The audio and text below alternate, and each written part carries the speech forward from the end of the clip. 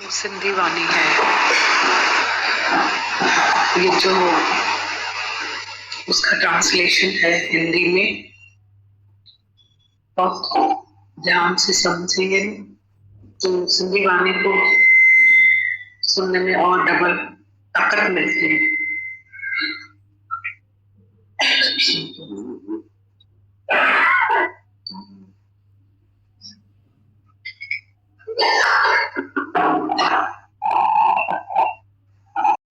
बाबा को फकीर ने ठग लिया। दादा भगवान बताते हैं, मैंने कितनी बातें अपनी बचपन की भी तुम्हें बताई है। मैं जब छोटा था, बच्चा था, स्कूल में पढ़ता था तो बाबा के पास दुकान पर गोदी में बैठता था। बाबा पैसा दो, पैसा टका आना दो आना रोज लेकर आता था। मैं सोचता था मैं बाबा को ठग कर आया हूँ, आज आना दो आना लेकर आया हूँ। एक दिन दुकान पर बैठा था, छुट्टी का टाइम था, संडे का दिन था। एक फकीर आया लाल आंखें करके, सेठ तू बहुत भाग्य वाला है, मैं तुमको बातें बताऊंगा। मैं बहुत बातें बताता हूँ, मैं कुछ भी लेता नहीं हूँ, पर तुमको सच्ची बात बताता हूँ। क्या हुआ है क्या नहीं हुआ है बाबा? मैं बोला अच्छा बताओ। उसने बोला एक पैसा इस आदमी को दो, अपने साथ आदमी लेकर आया था।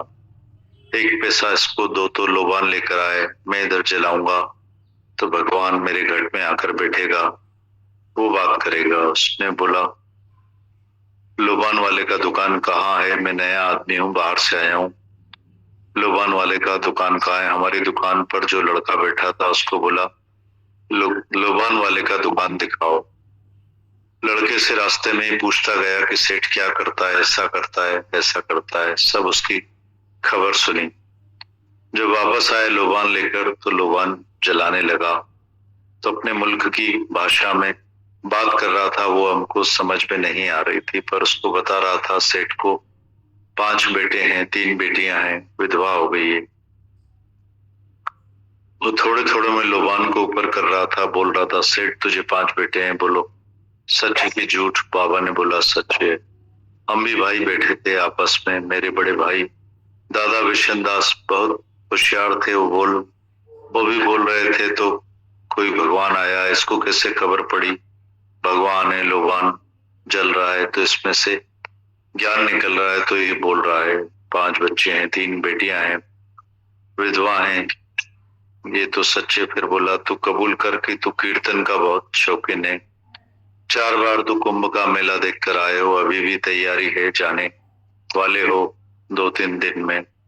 हम बिस्तर बंध रहे हैं, तैयार हो रहे हैं, सच्ची बात है। अब सेठ ये जो दुशाला पड़ा है ना, बाबा के एक दोस्त ने कश्मीर से 500 रुपए वाला दुशाला भेजा था, बोला सिर्फ तुम्हारे लिए भेजता हूँ, बहुत अच्छा है। ठंड के समय बाबा ने पहन के रखा था, बाबा ने उतार के दे दिया। हम भी बहुत खुश कि ऐसा भगवान है, भले दुशाला पहने उस पे अच्छा लग रहा है, हम पे थोड़ी अच्छा लगेगा। उसने थोड़े समय बाद बोला मैं तो मजाक कर रहा हूँ, मुझे दुशाला नहीं चाहिए, ये हीरे की अंगूठी पड़ी है, वो फकीर को पहना। बाबा ने हीरे की अंगूठी उतार के दे दी। हम भी बाबा को मना नहीं कर सके कि क्या कर रहे हो, ये बदमाश है, हमको पता नहीं था। हम सब भी मिसमराइज हो गए थे, ये बहुत अच्छा आदमी है, सब सच बातें बता रहा है। और वो अंगूठी लेकर बोला जाता हूँ, दूसरी बार आऊंगा।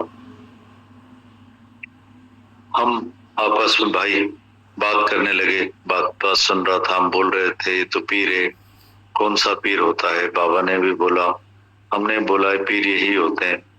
वो नौकर पास में बैठा था, बोला बाबा तुमको इसने कौन सी नई बात बताई? वो आदमी जो मेरे साथ चला था लोबान लेने और रास्ते में सब बातें मेरे से पूछ रहा था, तो मैंने ही बताया था बाबा की तैयारी चल रही है, बाबा जाने वाला है कीर्तन पर, इनको इतने बेटे हैं बेटियां हैं।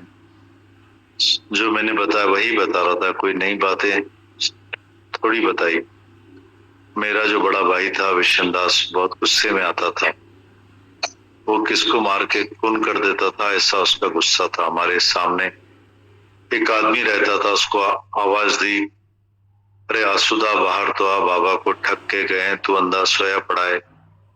दोपहर का वक्त था तो सोया पड़ा था। दोपहर के वक्त ऐसी गर्मी थी उस समय बाजार में कोई आदमी देखने में नहीं आ रहा था। पूरी बाजार खाली पड़ी थी और दादा विश्वनाथ और आसुदा दौड़ते जा रहे थे। पकड़ो पकड़ो चोर को पकड़ो। मुखी हरि किशन दास की गली से दौड़ रहे थे। पहले बाजार में से तो धीरे निकले। उसको डर था अगर यहाँ दौड़ेंगे तो सब कुत्ते हमारे पीछे लगेंगे कि ये दौड़ रहे हैं कौन है। इधर से आहिस्ते गए, चले गए, फिर गली से आगे दौड़ लगाई। मेरे भाई ने भी देखा कि वो दौड़ रहे हैं तो बोला आसुदा दौड़, आसुदा दौड़। तो आसुदे ने भी उसको एक लात मारी तो गिर गया। लोग आ गए, रहम करो, गरीबों पर रहम करो, तुम अंधे दुनिया के आदमी ऐसे ही हो। जब उसको मारा तो दूसरे लोग उसको बचाने आए। भाई वो बेचारा गरीब है, तुम शाहूकार हो, क्यों मार रहे हो? कौन सा उसका कसूर है? वो फकीर है, भटकते हैं, घूमते हैं, इसमें क्या है? तुम तो दया करो। दादा बाबा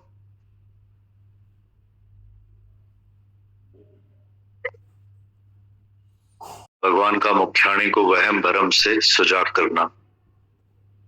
दादा बताते मुख्याणी बात करने में होशियार थी। जब मैं उसके घर बैठा था तो मैंने उसको अपना मिसाल बताया जो अभी तुमको बताया।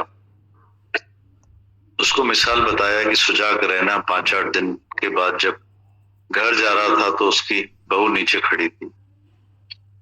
दादा बताते मुख्याणी बात करने में होशियार थी। मैं जब उसके घर बैठा था तो मैंने उसको अपना मिसाल बताया जो अभी तुमको बताया। उसको मिसाल बताया कि सुजाग रहना। 5-8 दिन के बाद जब घर जा रहा था तो उसकी बहू नीचे खड़ी थी। मुख्याणी ऊपर रहती थी, हिसाब रखती थी, लोगों का सर खपा देती थी, उन्हें परेशान करती थी, लूटती थी लोगों को। उसकी बहू ने बोला दादा ऊपर आओ, आ जाओ, आपको खबर पड़ी कि आपकी सत्संगी ने कैसे खुद को ठगा लिया? मैंने बोला पहले तुम मेरे से बात करो। उसने बोला इधर एक आदमी आया था, उसने बोला मैं बहुत बड़ा साधु संत हूँ, पहुंचा हुआ हूँ, मुझे सब पता चलता है कब कौन मरता है, कब कौन पैदा होता है, ऐसों को मैं बचा भी सकता हूँ। तो आकर मेरी सास के पास बैठा, बोला तुम्हारा जो बड़ा बेटा है वो कल मर जाएगा। उसने बोला गुरुजी आए हो तो कुछ काम तो करके जाओ, मेरे बेटे को बचा कर जाओ, अगर वो मर जाएगा तो तुम मुझे बचा कर दो। दादा ने बोला उसको ये भी पता नहीं कि बेटा मर जाएगा तो उसको संत नहीं बचा पाएगा।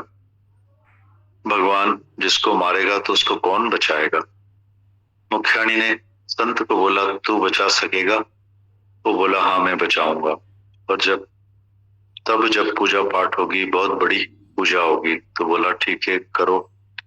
उसने बोला इधर नहीं होगी, उसमें समय लगेगा, मैं घर जाकर पूजा करूंगा, मुझे सामग्री दे दो, सामान लिखो, इतना आटा, घी, चावल मन भर के लिखाता गया। और बोला बाकी जो घर में सोना रखा हुआ है वो मुझे दे दो। सोना तो उसके पास थोड़ा था, ज्यादा नहीं था, एक नेकलेस बना हुआ था, अंदर रखा था, वो लाकर उसके आगे रखा। उसने बोला मैं पूजा करके फिर तुझे वापस दे जाऊंगा और तुम्हारा बेटा कल नहीं मरेगा, उसके बदले में मरूंगा या मैं अपने बेटे को मारूंगा, मैं घर जाकर पूजा करूंगा। सब सामान चिट्ठा उठाया, इतना अनाज, घी, इतनी सारी सब बना के अपने साथ ले गया, काला मुंह किया, सोना भी उसका बेच दिया, फिर इसके पास आया ही नहीं। जब उसका बेटा मरे तो उसको उसकी जरूरत पड़े ना, जब बेटा ही नहीं मरा तो माई खुश होकर बैठी कि मेरे बेटे को उसने जिंदा कर दी। ऐसी अक्ल की अकाबिल माई थी, खुश होकर बैठी कि मेरा बेटा नहीं मरा। उसने बोला तेरा बेटा मरेगा, तो उसने भी पक्का कर लिया कि ये जरूर मरेगा। अभी तक इंतजार कर रही है कि क्यों नहीं मरा है, तो उसने समझा उसने पूजा करी है तभी नहीं मरा है। उस समय जब सोना निकाल रही थी तो उसकी बहू ने पूछा तेरे पास भी कोई, उसने बहू से पूछा तेरे पास भी कोई गिन्नी वगैरह रखी हो तो तू भी दे दे। उसकी मर्जी थी कि जिसका पति मर रहा है वह भी तो दे। मैं ही सारा छिपा हुआ सोना निकालूं क्या? उसकी बहू के पास भी 4-5 गिन्नी रखी हुई थी, वो भी दे दी। जाकर पूजा कर, पक्की पूजा कर, बहुत अच्छी पूजा करना, जिससे हमारा बेटा पक्का बच जाए। मैं जब अगली बार गया तो उसकी बहू ने ये बात करी तो मैंने बोला ये ठगा गई, इसका मुंह काला हो गया। मैं ऊपर गया तो सोई पड़ी थी, दोपहर में चादर डालकर सोई पड़ी थी। बोली मैं नहीं उठूंगी, मुझे लोग ठग कर गए हैं। लोग मुझे बोलेंगे मुखियाणी तू बेवकूफ है, सब आएंगे मेरे से मिलने पूछने। ये सो गई, जैसे सब बहू से पूछेगी क्यों सोई है, तो ये हमारी पूरी बात दूसरों को बताए कि मुझे ऐसे ठग कर गए हैं, तो तुम मेरे साथ अजापोशी करो कि मुझे ठग गए हैं, ठग आया था मेरे पास। पर हम तो उसको दोष देंगे कि तू बेवकूफ थी ना जो उसको सोना निकाल कर दिया। बोलती थी मेरा बेटा अगर मरने वाला है तो फिर तू बचाने वाला कौन है? जिसको भगवान नहीं बचाता है वह कभी नहीं बचता है। मैं तुमको कितना समझाता हूं कि भगवान ही है। जब भगवान आदमी को बचाएगा तो तुमको डॉक्टर को भी बुलाने की जरूरत नहीं पड़ेगी कि डॉक्टर तुम आकर मेरे पति को बचाओ। एक बार तुमने समझा है कि अगर भगवान ने बचाया तो बचा ही रहेगा। जब भगवान मारेगा तो डॉक्टर बचा नहीं पाएगा, ये पक्का करो। पर आज दिन तक तुम गधे हो, तुम्हारे पास जब भी कोई बीमार होता है तो तुम जल्दी में डॉक्टर को बुलाते हो, पर कभी भगवान को याद नहीं करते हो। भगवान ने तुम्हारे शरीर में शक्ति डाली है, निकालने वाला भी वही है। जब उसने तुमको सलामत रखा है तो कोई भी डॉक्टर तुम्हारे पास आकर क्या करेगा? काला मुंह करके जाएगा। उस ठग का कोई एड्रेस नहीं था, वो घूम फिर रहा था। तुम क्या समझते हो उसकी ना कोई एड्रेस है ना कोई नाम पता है, तो तुम उसको ढूंढ पाओगे क्या? ये ऐसा मुल्क है जहां चोरों का कोई एक ठिकाना रहता है क्या? इस माई ने सुना था पहले लोग जान डालते थे, पर अब वो जान निकालते हैं। जो जान डालते हैं वो तुम्हारी भी जान निकालने वाले हैं। तुम लोग जिंदा हो, उनको भी मार कर जाते हैं। उस माई से हम मिलके गए कि तुम्हें चोट के गए हैं। बोल रही थी दादा आप मुझे बोलकर गए थे कि बहुत अकल की बात थी, मेरी अकल में नहीं आई, मेरी समझ कम थी। उस ठग की बात को पक्का करने के लिए ब्राह्मण ने भी बोला, एक ब्राह्मण है वो हमारे घर में रहता है, मैं उसको हमेशा पैसा टका देकर आती थी। जब वो ठग आया था तब ये ब्राह्मण भी आया और उसने ही बोला ये बहुत बड़ा भगवान है, उसकी बात को आदर सत्कार देना, जो भी ये बोले हो तुम करना। ये आदमी बहुत सच्चा है। इसने एक आदमी को बचाया, मैं उधर खड़ा था, मैंने देखा ये आदमी बराबर बचाने वाला है, बहुत अच्छे काम करने वाला है। तुम उसकी बात पर एतबार रखना। मैं उसकी बातों में एतबार रख के ठगा गई। मेरी अपनी भी समझ चली गई जब उसने मुझे तसल्ली दी कि बहुत अच्छा आदमी है। वो ठग जब भाग गया तो मैंने ब्राह्मण को कहलवा कर भेजा, तुम आओ, मुझे ठग के गया है तो उसका पता दो तो वह कौन सी जगह रहता है। ब्राह्मण ने बोला मुझे नहीं पता, मैंने तुमको बताया था ना वो एक दुकान पर बैठा था, उसने दुकान पर किसी को बचाया था। ये तो मैंने देखा है बहुत अच्छा आदमी। बाकी ना मुझे उसके नाम की खबर है ना ही उसके घर की। घर वाला तो है ही नहीं, घूमता फिरता है, रहता है हमेशा। उस माई से जब हम मिले तो उठी, अपनी बात करी, मैं बेवकूफ बन गए, अब मैं क्या करूं? मैंने बोला आइंदा खबरदार रहना, अभी गया तो गया, थोड़ा सोना ही गंवा दिया ना, थोड़ा सोना कमाया बनाया, वो भी लोफर बदमाश लोगों के लिए। तुम जो कमाते हो, खर्च करते हो, खाते हो, सब ठगी का कमाते हो, ब्लैक मार्केट करते हो। तुम्हारा पैसा भी फिर इस हिसाब से ही जाएगा। तुम्हारा पति दूसरी स्त्रियों को ठगता है, दुकान पर बेचकर दुगने पैसे कमाता है और इधर तुम पति के पैसे बिगाड़ देते हो। पैसे लेकर फकीरों के पास, साधु के पास जाते हो, उनको देके आते हो, उनको साहूकार करके आते हो। खुद कुटेले ही हो, ब्लैक मार्केट के काम करते हो, जेल में जाने के काम करते हो, फिर फंस जाते हो। ये बातें तुमको समझाते हैं जैसे वो वक्त पर काम आएगी। ये बातें सुनी है तो तुम वक्त पर सुजाग रहोगे दादा भगवान। भगवान मुखियाणी बात करने में बहुत होशियार थी। जब मैं उनके घर बैठा था तो मैंने उनको अपना मिसाल बताया, जो अभी तुमको बताया, को मिसाल बताया कि सुजाग रहना। 5-8 दिन के बाद जब घर जा रहा था तो उसकी बहू नीचे खड़ी थी। मुखियाणी ऊपर रहती थी, हिसाब रखती थी, लोगों का सर खपा देती, उन्हें परेशान करती थी, लूटती थी लोगों को। उसकी बहू ने बोला, दादा ऊपर जाओ, आपको खबर पड़ी कि आपकी सत्संगी ने कैसे खुद को ठग लिया। मैंने बोला, तुम पहले मेरे से बात करो। मुखियाणी बात करने में बहुत होशियार थी। जब मैं उनके घर बैठा था तो मैंने उसको अपना मिसाल बताया, जो अभी तुमको बताया। उसको मिसाल बताया कि सुजाग रहना। 5-8 दिन के बाद जब घर जा रहा था तो उसकी बहू नीचे खड़ी, मुखियाणी ऊपर रहती थी, हिसाब रखती थी लोगों का सर खपा देती, उन्हें परेशान करती थी, लूटती थी लोगों को। उसकी बहू ने बोला, दादा ऊपर जाओ, आपको खबर पड़ी कि आपकी सत्संगी ने कैसे खुद को ठगा लिया। मैंने बोला, तुम पहले मेरे से बात करो। उसने बोला, इधर एक आदमी आया था, उसने बोला, मैं बहुत बड़ा संत साधु पहुंचा हुआ हूँ, मुझे सब पता चलता है, कब कौन मरता है, कब कौन पैदा होता है, मैं इसको बचा भी सकता हूँ। तो आकर मेरी सास के पास बैठा, बोला, तुम्हारा जो बड़ा बेटा है कल मर जाएगा। उसने बोला, गुरुजी आए हो तो कुछ काम तो करके जाओ, मेरे बेटे को बचा कर जाओ, अगर वो मर जाएगा तो तुम मुझे बचा कर दो। दादा ने बोला, उसको ये भी पता नहीं कि बेटा मर जाए तो उसको ये संत क्या बचा पाएगा। भगवान जिसको मारेगा तो उसको कौन बचाएगा। मुखियाणी ने संत को बोला, तू बचा सकेगा? बोला, हाँ मैं बचाऊं, पर तब जब पूजा पाठ होगी, बहुत बड़ी पूजा होगी। तो बोला, ठीक है करो। उसने बोला, इधर नहीं होगी, उसमें समय लगेगा, मैं घर जाकर पूजा करूंगा, मुझे सामग्री दे दो, सामान लिखो, इतना आटा, घी, चावल सब भर के लिखाता गया। और बोला, बाकी जो घर में सोना रखा हुआ मुझे दे दो।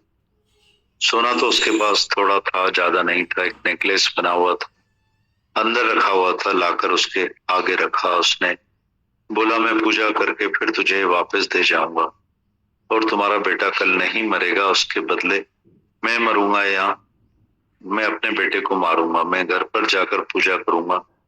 सब सामान चिट्ठा उठाया, इतना अनाज, घी, इतना सारा सब बनाकर सब अपने साथ लेकर गया। काला मुंह किया, सोना भी उसका बेच दिया। फिर उसके पास आया ही नहीं। जब उसका बेटा मरे तो उसको उसकी जरूरत पड़े न। जब बेटा नहीं मरा तो माई खुश होकर बोल बैठी कि मेरे बेटे को उसने जिंदा किया। इसी अकल की काबिल माई थी, खुश होकर बैठी कि मेरा बेटा नहीं मरा। उसने बोला, मेरा बेटा, तेरा बेटा मरेगा। तो उसने भी पक्का कर लिया कि जरूर मरेगा। अभी तक इंतजार कर रही थी कि क्यों नहीं मरा है, तो उसने समझा कि उसने पूजा करी है तभी नहीं मरा है। उस समय जब सोना निकाल रही थी तो उसने अपनी बहू से पूछा, तेरे पास भी कुछ गिन्नी वगैरह रखी हो तो तू भी दे। उसकी मर्जी थी कि जिसका पति मर रहा है वो भी तो दे, मैं ही सारा छिपा हुआ सोना निकालूं क्या।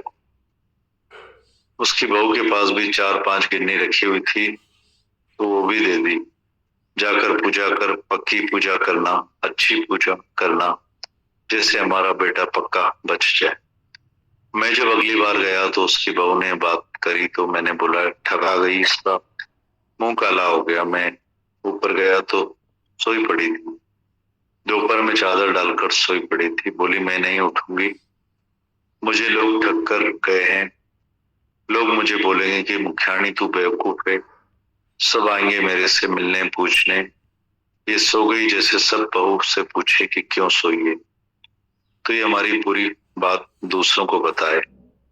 मुझे ऐसे ठग कर गए तो तुम मेरे साथ अजापोशी करो कि मुझे ठग आया था मेरे पास। पर हम तो उसको दोष देंगे कि तू बेवकूफ थी ना जो उसको सोना निकाल कर दे दिया। बोलती थी मेरा बेटा अगर मरने वाला है तो फिर तू बचाने वाला फिर कौन है? भगवान जिसको नहीं बचाता है वो कभी नहीं बचता है। मैं तुमको कितना समझाता हूँ कि भगवान ही है। जब भगवान आदमी को बचाएगा तो तुमको डॉक्टर को भी बुलाने की जरूरत नहीं पड़ेगी कि डॉक्टर तुम आकर मेरे पति को बचाओ। एक बार तुमने समझा है कि अगर भगवान ने बचाया तो बचा ही रहेगा। जब भगवान मारेगा तो डॉक्टर भी नहीं बचा पाएगा, ये पक्का करो। पर आज दिन तक तुम गधे हो। तुम्हारे पास जब भी कोई बीमार होता है तो तुम जल्दी में डॉक्टर को बुलाते हो, पर कभी भगवान को याद नहीं करते हो। भगवान ने तुम्हारे शरीर में शक्ति डाली है, निकालने वाला भी वही है। जब उसने तुमको सलामत रखा है तो कोई भी डॉक्टर तुम्हारे पास आकर क्या करेगा? काला मुंह करके जाएगा। उस ठग को कोई एड्रेस नहीं था, वो घूम फिर रहा था। तुम क्या समझते हो जिसकी ना कोई एड्रेस है ना कोई नाम पता है, तुम उसको ढूंढ पाओगे क्या? ऐसा मुल्क है जहाँ चोरों का कोई एक ठिकाना रहता है क्या? इस माई ने सुना था पहले लोग जान डालते थे पर अब वो जान निकालते हैं। जो जान डालते थे वो तुम्हारी भी जान निकालने वाले हैं। तुम लोग जो जिंदा हो उनको भी मार कर जाते हैं। उस माई से हम मिलने गए कि तुम्हें चोर ठग करके गए। वो बोल रही थी दादा आप भी मुझे बोल कर गए थे, बहुत अकल की बात थी। मेरी अकल में नहीं आई, मेरी समझ कम थी। उस ठग की बात को पक्का करने के लिए ब्राह्मण ने भी बोला। एक ब्राह्मण है, वो हमारे घर में रहता है, मैं उसको हमेशा पैसा टका देकर आती थी। जब वो ठग आया था तब वो ब्राह्मण भी आया। उसने बोला कि बहुत बड़ा भगवान है, इसकी बात को आदर सत्कार देना, जो भी ये बोले तुम करना। वो आदमी बहुत सच्चा है, इसने एक आदमी को बचाया। मैं उधर खड़ा था, मैंने देखा ये आदमी बराबर बचाने वाला है, बहुत अच्छे काम करने वाला है। तुम उसकी बात पर एतबार करना। मैं उसकी बातों में एतबार रख के ठगा गई। मेरी अपनी भी समझ चली गई कि जब मुझे उसने तसल्ली दी कि बहुत अच्छा आदमी। वो ठग जब भाग गया तो मैंने ब्राह्मण को कहलवा कर भेजा, तुम आओ, ये मुझे ठग के गया है, उसका पता तो दो कौन सी जगह रहता है। ब्राह्मण ने बोला मुझे नहीं पता है, मैंने तुमको बताया था ना वो एक दुकान पर बैठा था, उसने दुकान पर किसी को बचाया था। तब मैंने देखा कि आदमी है बहुत अच्छा है, बाकी मुझे ना उसके नाम की खबर है ना उसके घर की। घर वाला तो है नहीं, घूमता फिरता रहता है हमेशा। उस माई से जब हम मिले तो वो उठी, अपनी बात करी कि मैं बेवकूफ बन गई, अब मैं क्या करूं। मैंने बोला आइंदा खबरदार रहना, अभी गया तो गया, थोड़ा सोना ही गंवा दिया, थोड़ा सोना कमाया बनाया वो भी इन लोफर बदमाश लोगों के लिए। तुम जो कमाते हो, खर्च करते हो, खाते हो, सब ठगी का कमाते हो, ब्लैक मार्केट करते हो। तुम्हारा पैसा भी फिर इस हिसाब से ही आएगा जाएगा। तुम्हारा पति दूसरी स्त्रियों को ठगता है, दुकान पर बैठकर दुगने पैसे कमाता है। इधर तुम पति के पैसे बिगाड़ देते हो, पैसे लेकर फकीरों के पास, साधुओं के पास जाते हो, उनको देखे आते हो, उनको शाहूकार करके आते हो, खुद फुटेले ही हो, ब्लैक मार्केट के काम करते हो, जेल में जाने के काम करते हो, फिर फंस जाते हो।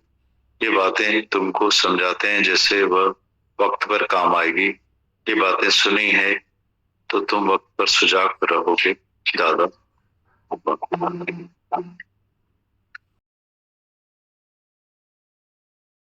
किसी को कुछ इस पे बात करते हैं।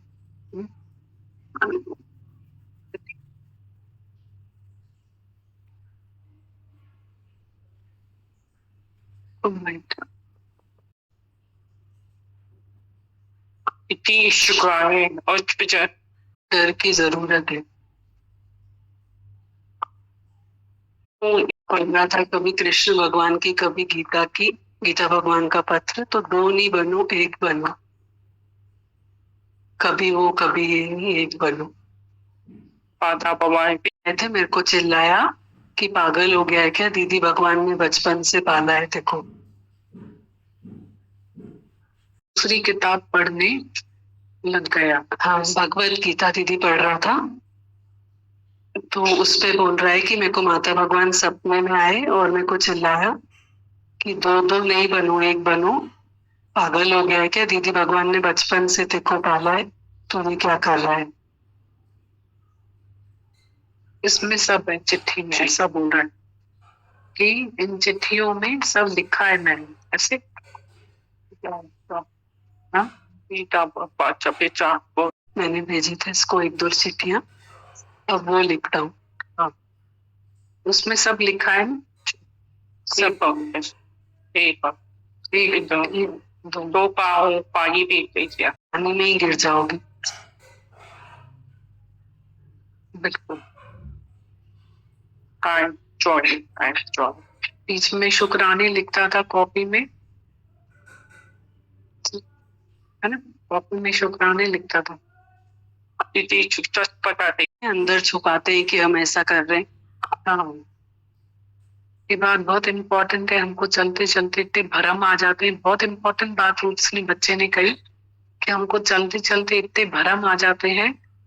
तो पर उसने ट्रांसपेरेंसी से अपनी सारी बात बताई थी।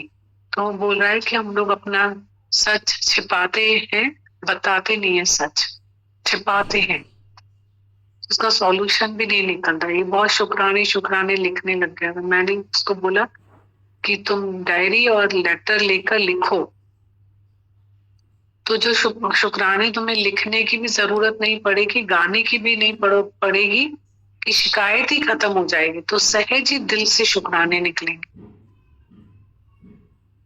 तो इसने वो लेटर लिखना शुरू किया है। तो बोला हम अपनी बात छिपाते हैं, बताते नहीं। और वो खुद ही बता रहे अपनी बात कि मैं ये पढ़ने लग गया था, वो करने लग गया, कुछ कुछ करने लग गया था। अपने उसमें ही नहीं था, कुछ कुछ करने लग गया था। का जाप मत कर, ऐसे जाप करने लग गया था, आपने मना किया। चलते चलते मनुष्य का कैसा हो जाता है, इतना निश्चय है इसका बचपन से। यहाँ बैठ के ही नाम जपता था, अब नाम जपेंगे तो सत्संग कैसे सोचेंगे। हर कहीं कुछ भी हो जाता है ना उसमें। तो बोल रहा है मैंने सच्चाई रखी तो मैं छूट गया। एक आधी दिन का था इसका कुछ ऐसा, है जी। बहुत सच्चा है, सरल है, बहुत सरल, बहुत सरल, बहुत सच्चाई, बहुत ट्रांसपेरेंसी। आप भी चुका है। कर्म क्या होता है, अपनी बात करो तो सब अच्छा हो जाता है, ठीक हो जाता है। कोई भी नहीं पता, करते जा रहे हैं, पर हमको मालूम है पाप क्या है, कर्म क्या है, कर्म क्या है। सत्संग जरूरी है बहुत। अभी बड़ी दीदी के लिए बोल रहा है, समझती नहीं सत्संग जरूरी। अभी छुपा रहा है कि वो इतनी परेशान है, दुखी है, पर सत्संग को वैल्यू नहीं देती है, समझती नहीं। कोई भी सच्चाई हुई पता तो सब अच्छा हो जाएगा। 15 दिन सत्संग में बैठेगी तो सब अच्छा हो जाएगा। वाया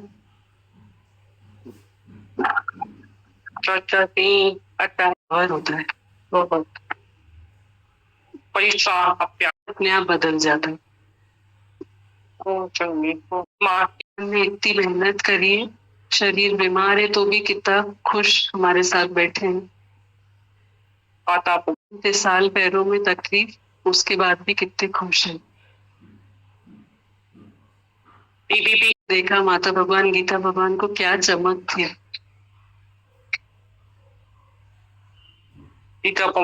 ने माता भगवान को नहीं खिलाया, पर माता भगवान ने गीता भगवान को खिलाया। फिर बात में कितना प्यार है, ऐसे बनो, कितना प्यार है उनका।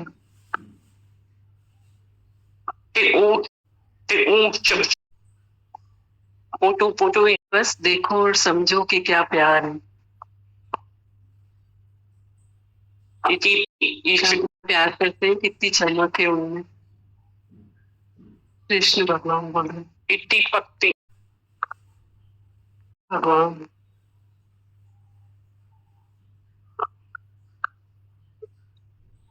तू ही भगवान है।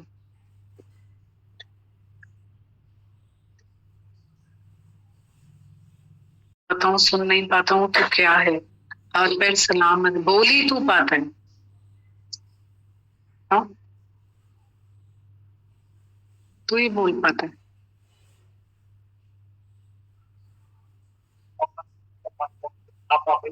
वो पापा है, इस ये उनको बोलता है मैं बेटा हूँ, तो रोज उनसे बात करता है व्हाट्सएप पे।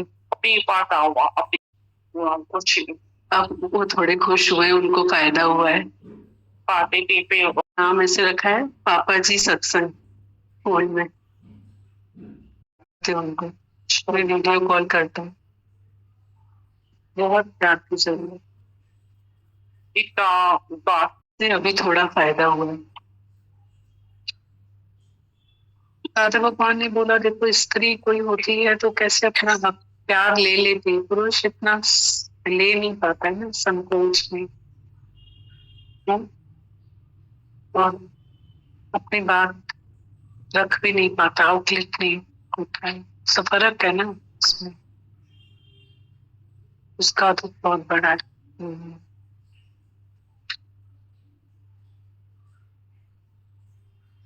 कि मम्मी और पापा दोनों की तबीयत खराब हो गई थी तो ठीक हो जाएंगे, है ना।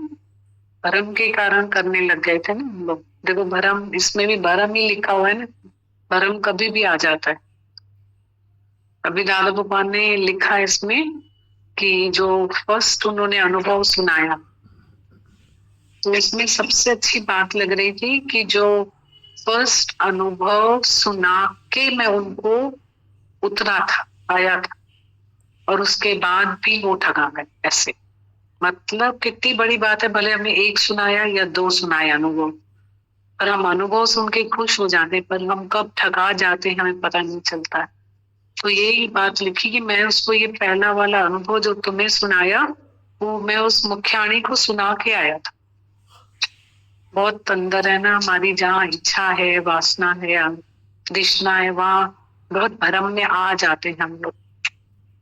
बेटा, जबकि बेटा का नाम बोला तो ये हमारी ममता भरम में आ जाती ऐसे। तो वो बात बहुत सीखने की थी इसमें, कि हम भरम में आ जाते हैं। जैसे दादा ने बोला कि डॉक्टर के हाथ में नहीं है, भगवान के हाथ में है। जिंदा रखना या नहीं रखना भगवान के हाथ में। पर इसके लिए हमें बहुत सूक्ष्मता चाहिए, बहुत अंतर्मुखता चाहिए। और किसी को बात करना है तो हाँ क्या। और बच्चा फुटबॉल बन गया, स्टेप मदर ही नहीं मदर बन सकती तो स्टेप फादर कोई बन सकता है क्या।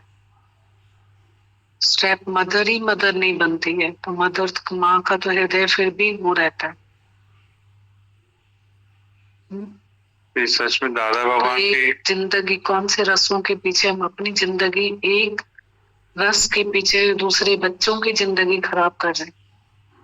कि उसको उसके लिए बोल कैसे रहे थे वो, कि उस बच्चे को कोई कौन अपनाए, ऐसी ऐसी बातें करते जा रहे थे उसके ही सामने, 12 साल के बच्चे के सामने। कौन संभाले, कौन अपनाए, ये रखना नहीं चाहता है, वो रखना नहीं चाहता है, वो रखना, ऐसी ऐसी बातें करते। मैं कहा तू तो चुप रहे, उस बच्चे के सामने इतनी बातें क्यों कर रहे। आपने कितने बड़े आशीर्वाद दिए उसको, बच्चे को, कि उसको आपने बोला कि इसी बच्चे की तुम सबको जरूरत पड़ेगी एक दिन, इसके आगे पीछे तुम लोग घूमोगे। मुझे सच बात लग रही थी कि मतलब हमें अपना कुछ, जो बोल रहा था उसको खुद का तो अता पता ही नहीं है। जो उसके लिए बोल रहा था कि इसको कौन संभालेगा, उसको खुद का तो पता ही नहीं है दीदी। उसको खुद का ही अता पता नहीं। हाँ दीदी, मैं उसको फील करता हूँ ना, अपने आप में ही नहीं रहता है वो लड़का, पर उसके लिए से मतलब ख्याल आ रहे थे उसके अंदर में। तो सच में दीदी ये दादा भगवान जो बोल रहे थे वही तो कल था, पूरा का पूरा वैसा का वैसा ही था। कोई बीमार होता है तो आपको भगवान याद नहीं रहता है, डॉक्टर के ऊपर बहुत ज्यादा विश्वास होता है।